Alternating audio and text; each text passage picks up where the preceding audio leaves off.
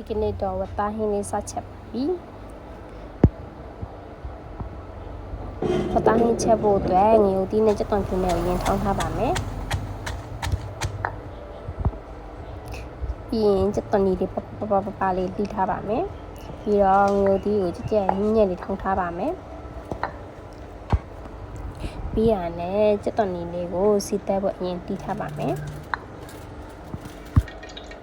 ပြီးရင်စီဆူတာနဲ့စနွေလေးနည်းနည်းထည့်ပြီးတော့ကြက်သွန်လေးကိုအရင်စီတက်ပါမယ်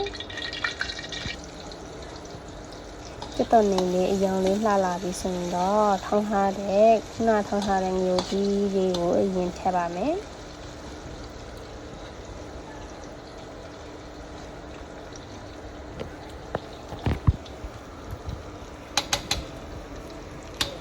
ငရုတ်သီးလေးထည့်ပြီးရင်ဇောလေးနဲ့အရင်စီတက်လိုက်ပါမယ်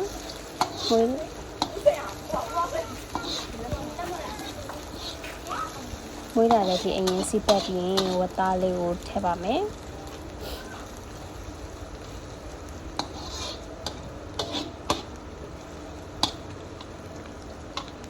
ရောင်လေးနည်းနည်းတက်လာရင်ဝတ်သားလေးထည့်ပါမယ်ဝတ်သားလေးထည့်ပြီးရင်ခုနကစီတက်စားတဲ့မျိုးဒီလေးနဲ့တစ်ခါလေးလုံးချက်ပါမယ်လုံးထားတဲ့ချိန်မှာစီမင်းလေးရဲ့သဘောတရားပါပေါ့နော်ဟင်းချိန်အရင်ရေပြီးမှချီပါမယ်ဒါတော့မင်းလေးတိုင်းဖြည့်ချက်တဲ့မင်းလေးတိုင်းဖြည့်ပါမယ်ပသားနဲ့ငိုပြီးလေးလုံးချက်ထားပြီးရင်မတူအောင်ရေလေးနည်းနည်းလေးထည့်ပြီးတော့ချက်ထားပါမယ်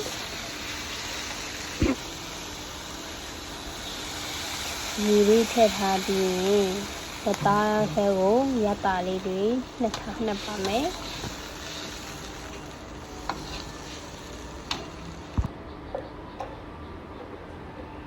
ကင်မရာဒီပချမ်းထည့်ပြီးတော့ရိုက်တာဆိုတော့လေလက်ကတော့ဟိုအဖြစ်နေပေါ့နော်ဘယ်လက်ကြီးဖြစ်နေတာပေါ့နော်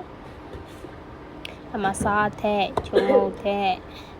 တကြားလေးနည်းနည်းတည်းမင်းဟင်းချက်ရင်နည်းနည်းလေးချိုပါမှကြိုက်တာဆိုတော့လေတကြားလေးပါနည်းနည်းလေးထည့်လိုက်ပါတယ်